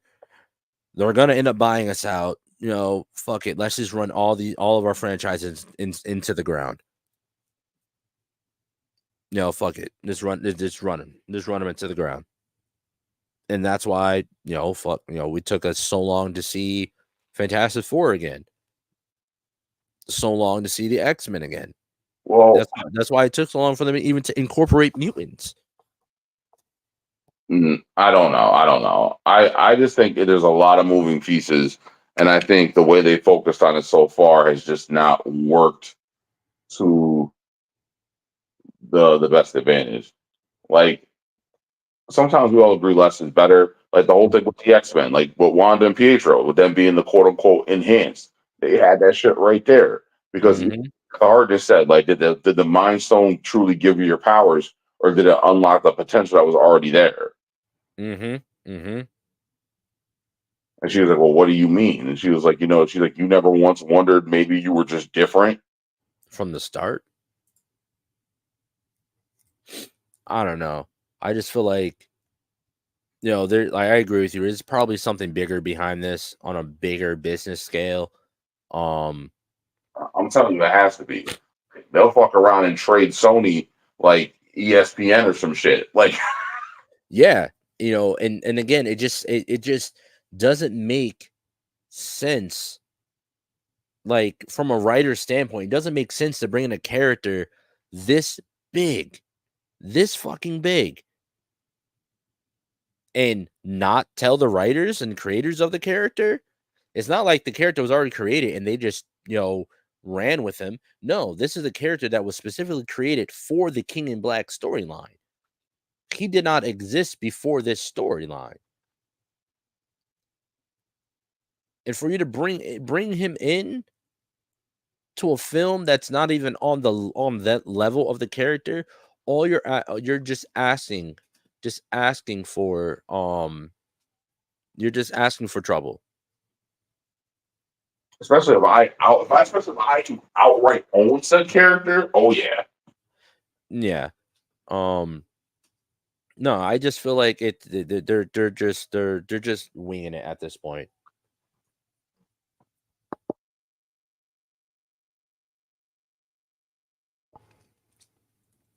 And they got to do better. They need to do better. Well, they're not going to get a chance to do better. Literally, Knull is a character that literally takes every hero on planet Earth and outside of Earth, right? Because the Guardians and shit like that, even cosmic heroes, like the Silver Surfer had to show up. The fucking Silver Surfer showed up. And then I think it was the Beyonder who fused with Eddie, because apparently, so there was Knull, and then there is pretty much the antithesis of Knull, the opposite of Knull, which was a being of pure light, which was the only one that was able to go toe to toe with Knull, the all black and then the all light. And the all light, we end up finding out, I'm pretty sure it's the Beyonder. Spider-Man, when he becomes Captain Cosmic or whatever, or Cosmic Spider-Man or whatever the fuck like that, like his suit is like, he's possessed by a cosmic being. What's the name of that cosmic being? Do you know? Oh, wait a minute, hold on. I always thought the Cosmic Spider-Man was the one that got possessed by the Phoenix Force. No, it wasn't the Phoenix Force. Oh no, then I'm drawing a blank. Oh damn. But yeah, there was I can't remember. I'm part of me, I believe it's the Beyonder. But I'm not 100% sure. I'm pretty sure it's the same cosmic being that took over Spider-Man. That would kind of make sense because Spider-Man deals with him during the Secret War. Yeah. Can't remember. It has to be. Yeah, it has to be. Yeah, I mean, the story was, it wasn't a main. It was like an Earth 13 kind of story, but it was like a multiversal kind of story. The Enigma Force, that's what it is. The Spider-Man from this universe retained the powers of the Enigma Force. That's what it was. That's what it was for Spider-Man. But and that turned him into like they called him Captain something. Yeah. Captain what is it?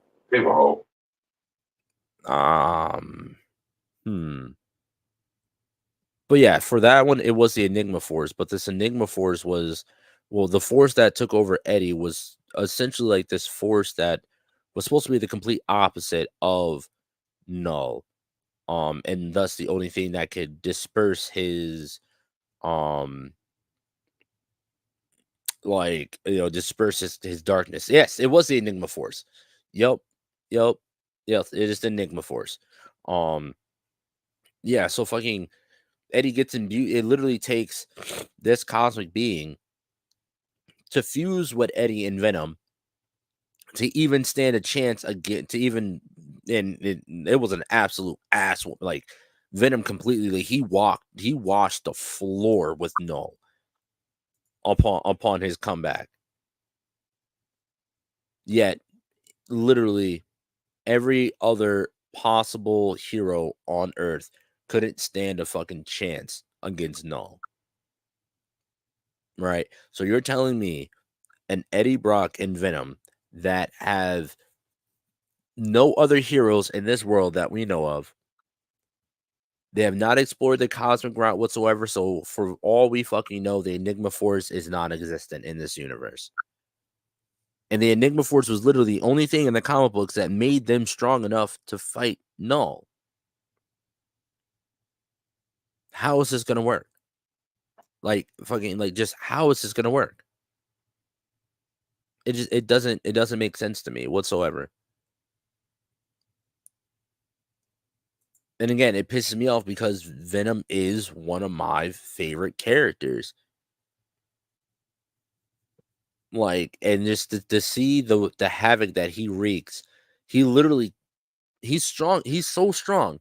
He literally wraps Earth in a cloak of darkness. Earth, the entirety of the planet Earth, not just New York, not just one city or country. No, the entirety of the planet. The entirety of the planet. He wraps it in darkness. And the only way to even beat this motherfucker, the only way he even beats him is because he calls Mjolnir. Mind you, Thor's there. He has Mjolnir in his hand. He summons Venom summons Mjolnir to his hand. And then the Silver Surfer showed up and, he turned his board into a sword and he was fighting Knull. Right? Mm. And he fucking summoned Silver Surfer's board / sword and fuses the sword, Silver Surfer's sword, and fuses Mjolnir to create a giant ass battle axe. Uses his symbiote to fuse them together into a battle axe. And then proceeds to wipe the floor with Knull. When I say Knull is so powerful, he ripped Sentry in half. Sentry popped up, was like, "Oh, you really think that you're going to do this?" Blah, blah, blah, blah. Literally, the Sentry was their plan A. And they're like, "Well, he's so strong, he'd take him out." Man, when I say Sentry didn't last a minute against Knull, he didn't last a minute. He ripped him in half with ease. And Sentry is Marvel's version of Superman. Yeah. Knull is a problem. And now while he's invading Earth, he's also invading 2 other planets as well at the same time via the hive mind. And in this story, you actually see Eddie and Venom go into the hive mind. And that's when you end up seeing the Flash Thompson, Agent Venom and shit like that. And that's when you learn that they're all still a part of each other. Like, bro, there's so much that goes into Knull. Just so much setup just to bring Knull in on top of all the shit that Knull is able to do.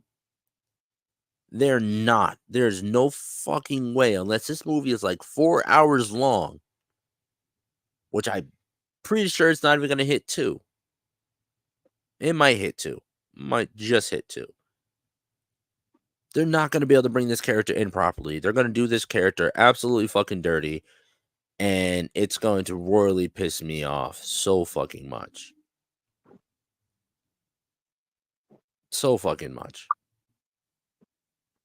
And let me put it this way. Fucking Jean Grey, one of the fucking strongest telepaths, right? Within that universe, right? And telekinetics and shit, right? She didn't even last a minute, and she was in Phoenix form. This isn't Jean Grey in the story. This is Phoenix. No, that's a whooping.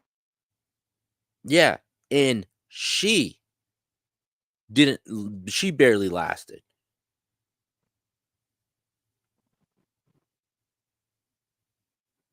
Like, fucking Daredevil's a part of this story. Like, all the ground level heroes to the, S-class level to the cosmic level heroes are all a part of this story to defeat Knull. And they still couldn't do it. Collectively couldn't do it. And they had prep time. Fuck prep time. In this story, they had prep time. They had, I don't know how long they had, but they knew Knull was coming. They knew that he was coming. And they set all these plans, like, they had Stark put a whole fucking satellite array outside of Earth, like, as a defense mechanism and shit like that. And it did nothing. It did nothing. Nobody besides Thor and Storm were able to truly hold him off. And Black Cat. Black Cat was able to as well. The fucking even brings in Deadpool in the Hellfire Club. The new Hellfire Club. Fucking Krakoa, the Mutant Sanctuary, fucking brings in Magneto, Emma Frost. All these characters are a part of this story and play massive roles in this story. And they are not within, well, they just said universe 688. That he's that's where Venom takes place. I am not sure. I'm not even gonna lie. Yeah, I think it's. But even then, Knull didn't even really want Eddie. Knull wanted Eddie's son, Eddie's biological son, and he's not even. His son was actually a massive plot point in this story, and because he had the power to disrupt the hive mind. Like, he was incredibly strong within this when it comes to symbiotes and shit like that. Incredibly fucking strong. But, like, yeah, no, they're not gonna be able to do this properly. Because this nigga Knull really, literally rained darkness on Earth. Then they'll fight in the shade. Damn near, bro. Like, it shit just pisses me off. Because, like, bro, even Atlantis is involved in this. Namor's involved in this as well. Immortal Hulk's involved with this. Spider-Woman. Look, I can go, like, from the start of this shit. From the start of this. Okay, we got, clearly Spider-Man's involved in this. Clearly, but we got Spectrum. She's involved in this shit. Fucking, like I said, Venom, clearly, Black Cat, Namor, the Union is a part of this. Fucking Hulk, Spider-Woman, Guardians of the fucking Galaxy, Doctor Doom, the Valkyries, fucking Gwenom, Carnage. They have like three stories for that one. Sword is a part of this. Ages of Sword. Bro, it's a massive storyline. and they're gonna fuck it up. They're gonna fuck it up in a 2-hour movie. Shit makes me fucking sick. Makes me fucking sick. But let's take a minute. Let's hear from our podcast friends one more time, and then when we come back, we can get into our final remarks on Venom, like the Venom trilogy as a whole, where they're going with it, where hopefully they're not gonna fuck this up. I hope they don't fuck this up. I know they're going to, but I hope they don't. But yeah, we'll be right back after these messages. Going on, everybody, Lloyd Jones with Midnight Comics here, and we'd like to introduce you guys to our show, the Indie Breakdown, a show where we break down your favorite indie comic book characters' power, stats, and abilities, and get them ready for an eventual indie versus matchup.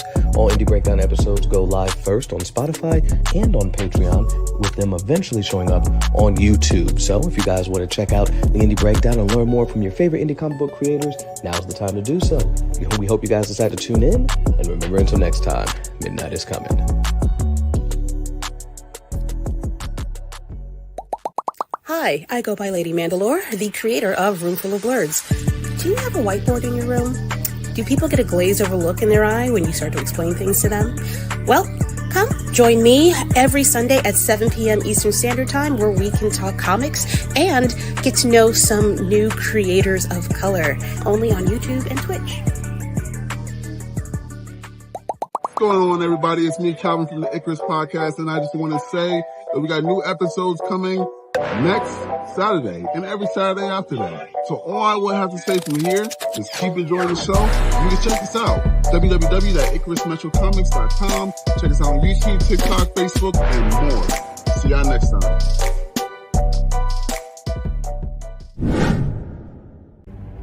Join the Pulse. We're excited to announce the launch of Heartline Comics' newest line, the Barcode Collection. Our fresh drop just hit the internet and is turning heads. Imagine this: you're rocking our merch, and friends can scan the barcodes to instantly connect with the Heartline Comics website. It's a game changer. Stay ahead of the curve and never miss a beat. Subscribe to our website for exclusive alerts on the latest merch drops and the newest comics hitting the shelves. Be part of the Heartline community and show off your style with pride. Trust us, you don't want to miss this. And we are back. Again, please definitely go check them out. They're doing some awesome ass things. The Heartline Comics Barcode Collection is fire as well. Don't forget also to check out our website for our merch line. Our Fuck Prep Time sweaters is getting cold, so get your Fuck Prep Time sweaters while you can. We go up to like 6XL, I believe. We go up to like 6X and down to I'm pretty sure to an extra small. But now yeah, check it out. We got some other designs up there. It's gonna be dope. We gonna have some more shit coming for y'all real soon. But yeah, Triage, your final thoughts on what they're doing with Venom and how does it make you feel? My final thoughts would have to be that we expected more from them and that we are not getting what we deserve as far as being fans of the material. And I brought this up in the last episode, like when we were talking about the business side of things, like these, the superhero film creators need to start catering to their fan base more, and then they'll get more money that way. You know what I mean? Because we're the ones that are giving you this money, for creating this project that's supposed to entertain us. But what do you expect us to do when we're no longer entertained? Are you entertained? Are you no? Hell no. Yeah, right. That's what I'm saying. Like, they're really not catering to us whatsoever, which is fucking with their business, because at the end of the day, I'm not paying for something that I know is going to be shit. You know, especially these movie theater prices are ridiculous nowadays, man. You're spending $50 going to the damn movies. And that's it. And that's on the low end. You know, like you literally end up having to catch a movie earlier in the fucking day so you can get the cheaper tickets. You know, so you can get like $8 tickets instead of $15 tickets. 15, 16, no, they're like 17, 18. You know, we're supposed to be, you know, giving them this money and shit like that, but it's like you're not making good shit. You're not making good shit. And you expect us to give y'all our money. That's not how that works. That's not how that works. You know, I'm not paying full price for fucking a half-baked product. Like, I will be a full fucking Karen on this. Look what, man, listen, man, I just wish the Marvel fandom went as hard as the fucking Sonic fandom, bro. Which many of them were one and the same. Like, we absolutely bullied that fucking company into changing his look. We need to start doing that shit with Marvel. Like, yo, we're not gonna go see this movie unless this character is like, okay, we get variations. You gotta do what works with, you know, the writing and shit like that and whatever rights you have. But when a character that is completely the complete opposite of the character from the comic, now there's a problem. Like, deviations and variations understandable, they make sense, especially if you're playing into the whole multiversal scheme of things. But when you put us in a universe that is the complete opposite of the character, it's like no. I want to see Venom fighting Spider-Man. I want to see Spider-Man fighting all these other offsprings of Venom. I want to see Venom and Carnage merge together. I want to see that storyline. I want to see the birth of Hybrid. You know what I mean? I want to see the deeper moments between Venom and Eddie. I want to see Anti-Venom. I want to see all these things that make this character this character. Yeah, I definitely hear you. You know, and that's what I want to pay my money for. That's what I want to pay my money for. You're bringing in the fucking King of Black storyline to the last movie of a dying trilogy, expecting that Knull's popularity was going to get people to go see the movie, when it's not the popularity of Knull. People don't like Knull because of who Knull is. They like Knull because the story that Knull prompted. We like Knull because of the story that Knull is a part of. Yeah, granted, he's a broken ass god tier character, but we only like the character because of the story, the build up to the character. So do you think they can honestly dial a lot of that OP power back and still get away with it, the character being appreciated? Fuck no. So Hell no. there. There's no way. Because that level of power is what made the character. He was obsessed. He knew he was the shit. He knew he had all this power. And he knew there was no one that could stand against him. And he fed off of that. He also fed off their fear. The more imposing he is, the more fear he put them in, the stronger he got. There's no way that they're going to be able to dial this character back at all and it work.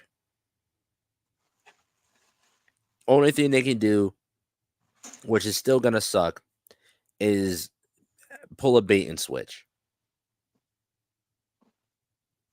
This isn't the real Knull. It's a Knull stand-in. Or no, not Mandarin type bait and switch. That shit was bad. That Mandarin bait and switch was real bad. No, so it'll be like, all right, this isn't the true Knull that we're gonna get. This is just a variant of Knull. That's the only way they're gonna have to pull it. They can't put him. I don't want to see him that deep in. I don't want that much of him on screen, because when you put him on screen, you need to do him right.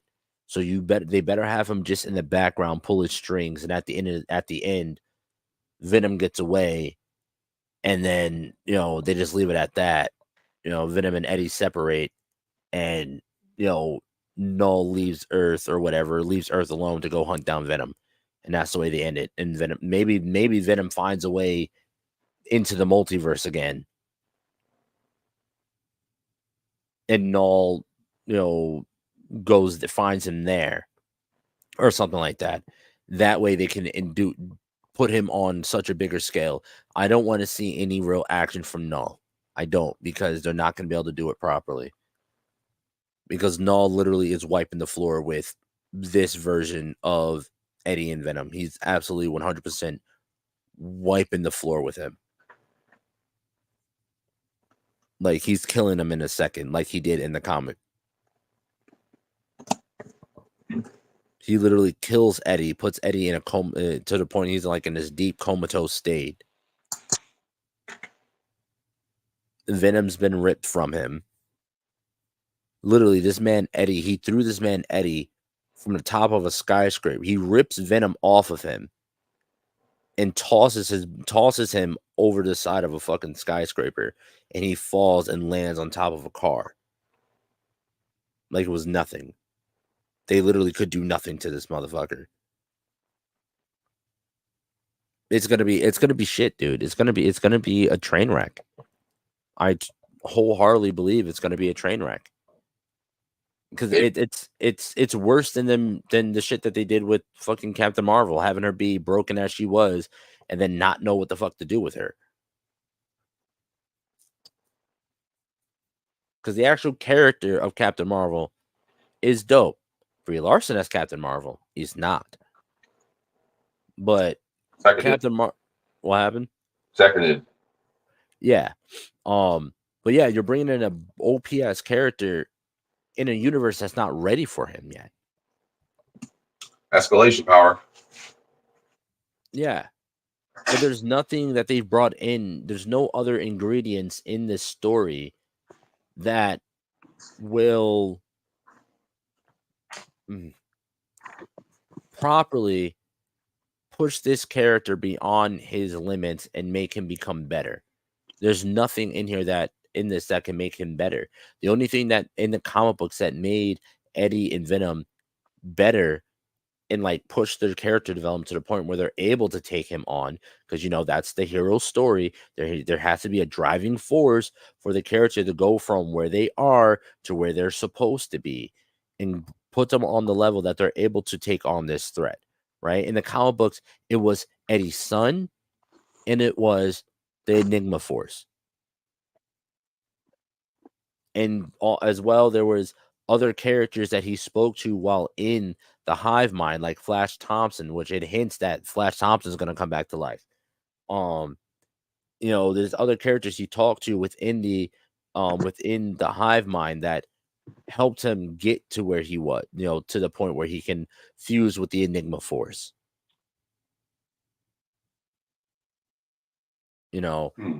This story doesn't have any of those ingredients. So if they go with the Knull from the comic books, this character is just getting absolutely fucking washed. And to those who don't know, those creatures that are in the trailer, they are comic book accurate. They're called xenophages. And they are literally symbiote hunters. They can literally track a symbiote anywhere from however far away they are through any obstacle whatsoever. Their whole sole goal is to hunt symbiote. And they are from Knull. They were created by Knull.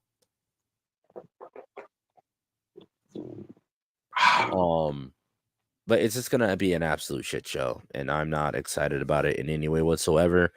Yeah, I will be watching this movie via other means. And if I end up being wrong, which I'm probably not, if I do end up being wrong, and the movie do end up being good, then I'll pay and go see it in theaters. But I have zero hope for this film. Zero hope for this film. Yeah. So those are my final remarks about this movie and the way it makes me feel. Like it's like, I'll be honest, I came into this episode about to go completely different direction, go incredibly hard, but I do not have any Terramana. I am sober on this one. If I was not sober, this would end up being a completely different kind of episode. But nah, it just doesn't make sense from any point of view you look at this. It doesn't make any sense. And then even more fucked up part is to not even tell the creators of the character that you're using their character, not even offering them any kind of money to use their character. It's crazy. And what's worse is that it had to have been greenlit by Marvel, by Disney. They had to have greenlit this movie before it went out. So it's even more fucked up on Marvel's part that they didn't say anything to the creators and try to rope them in to help them write this movie so that they could so clearly this is fucking buggy as hell. You're writing a character without the people who wrote the character? That's right. Number one red flag. That is a telltale sign that they're gonna fuck this character up. The writers and creators had no idea that you're using this character. If you would have brought in the writers of this character, they probably would have been able to help you create a better movie so that you can bring this character in better and do the character justice. And then everybody makes money. Because that's all this shit is about, is money. Shit pisses me the fuck off. And it's disrespectful to artists and writers. So disrespectful to artists and writers. Yeah, Sony's fucked up. They're about to take a double L. They're about to take an L with this, and they're definitely taking an L with this fucking PlayStation 5 Pro shit. Fucking ridiculous. They're fucking taking L's. They're taking fucking L's, and no. Marvel just need to get all their shit back, all their rights back.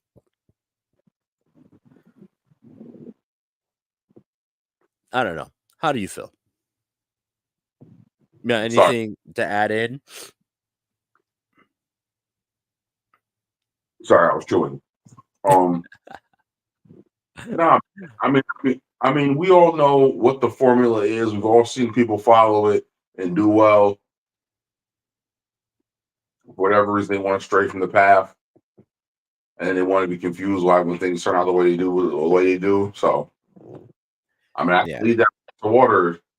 Can't make a drink. Yeah, no, yeah, I absolutely agree with you. I definitely feel like, this is one of the situations where they're gonna be like, "What? Well, why didn't you like it? You guys liked Knull in the comic books. Why didn't you like him in the movie? See, this is the problem with the fandom. You guys are so toxic." No, well, yes, toxic, yes, but no. This is a situation where, like, you literally took a character, and man, I feel like, want to know what I feel like they're about to do with this character? Fuck him. Diddy him.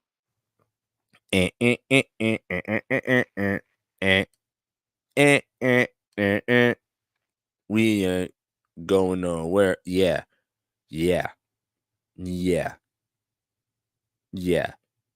I bet you $100 if you go into Sony Entertainment and you go into that writer's room for this movie, 1,000 bottles of baby oil and lube. Because that's how bad they're about to fuck this character. They fuck the writers. Like, I'm about to start calling Sony love. Like, come on now. Like, the shit that they're about to fuck this shit up so bad. So fucking bad. I swear, the fucking Venom's not gonna be able to walk right after this. That's a lot. It's a lot. It's a lot. It's a lot. I'm telling you, man, Venom's gonna fart like after this. It's just about to be a gaping, man. There's about to be blood, cum, and symbiote everywhere. Oh my god. It's about to be bad, bro. It's gonna be bad. It's gonna be bad. And I'm not gonna feel bad about it. I'm not gonna feel bad about it because it was a stupid ass thought from the beginning. Stupid ass thought from the beginning. How the fuck you make a Venom movie without Spider-Man? Well, Man, that shit was stupid. They can't do no worse than Madam Web did. They were made by the same people. You heard what I said, right? But at least Madam Web had Peter Parker in the movie.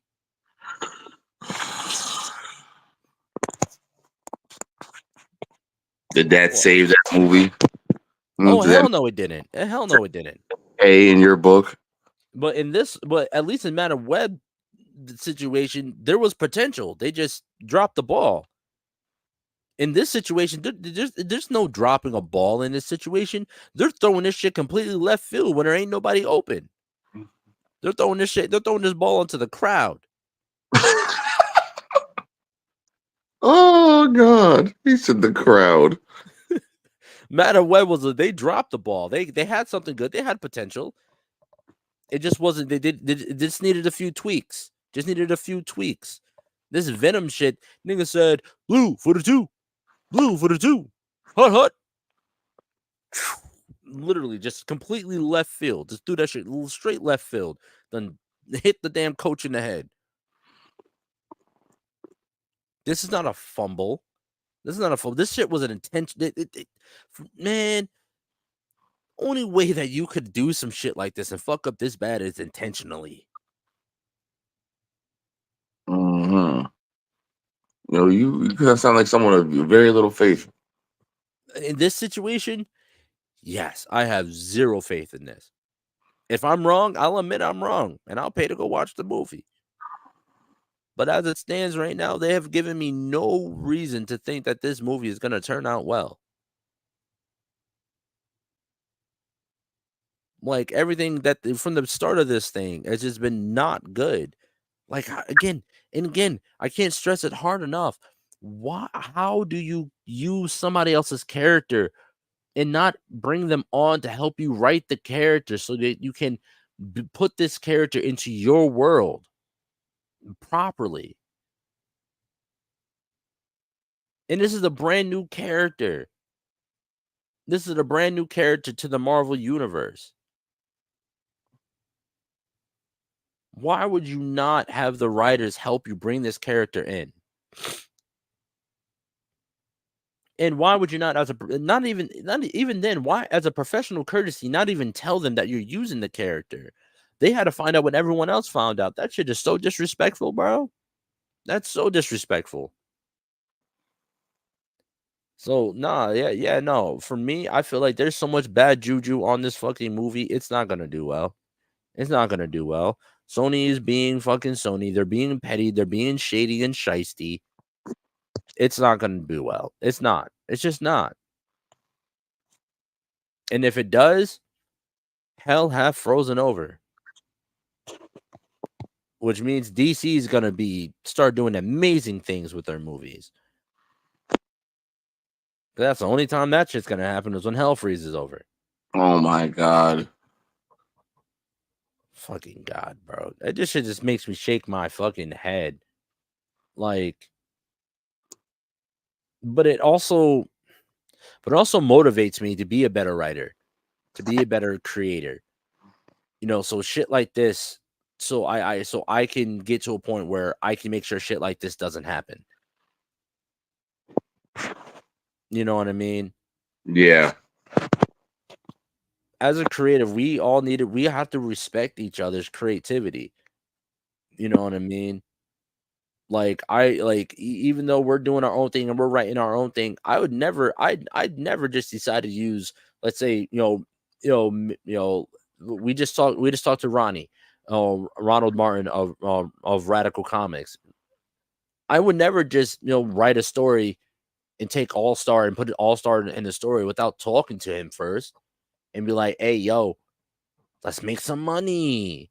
You know what I'm saying? Or at least it's something like that. That a professional courtesy. I would never take one of Midnight Comics characters and use them without talking to them first. One, it's illegal. And two, it's disrespectful. Where's the common courtesy? Where's the mutual respect?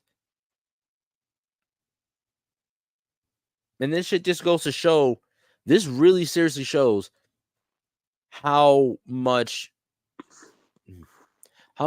respect the big wigs in the industry have for writers and creators. Well, you see how LeBron has been in Hollywood for the last few months.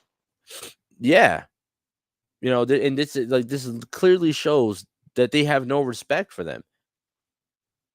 For someone to just greenlight shit without talking to the creators of the character, that's wild. That's wild. And this character being such a strong point in this, though, Donnie and Ryan deserve at least 10% each. They deserve 10% each of the overall and residuals. They need royalties, they need residuals, they need money up front from the box office, they need money up, and then they also need money, whatever percentage of what's made from streaming. And all that is just because they were dirty about it. They were dirty about using their character. So no, you owe them more than what they're legally obligated to. He said, "What's that little doggy in the window owe me? His life, Big Smoke. He owe you his life." Mm-hmm. Man, damn it. That's exactly how the fuck I feel. But nah, yeah. This episode has been brought to you by Power Rants. This has been brought to you by Reverend. This sermon has been brought to you by Reverend Power Maximus and Deacon Lord Triage. Y'all can catch us again here, same time, same place, next Sunday as well. What we're gonna be doing, as always, we don't know because fuck prep time, right? Yeah. But no, we got some shit in the pipeline for y'all. Definitely do. We got some more versus battles planned for this as well. So it's gonna be good. But nah, yeah, man, tune in. It's been the Super Breakdown. I'm Power Maximus. We're here with Lord Triage as always. As fucking always. This is the man, the brains of the operation as well. His knowledge is far surpasses my knowledge. But together it just works together. It just works. But yeah, no, tune in next week. We're gonna be doing it all over again. What did you say? Same Joker time, same Joker channel. Something like that. But yeah, we'll see you guys next week. And peace. And remember, fuck prep time. Fuck prep time.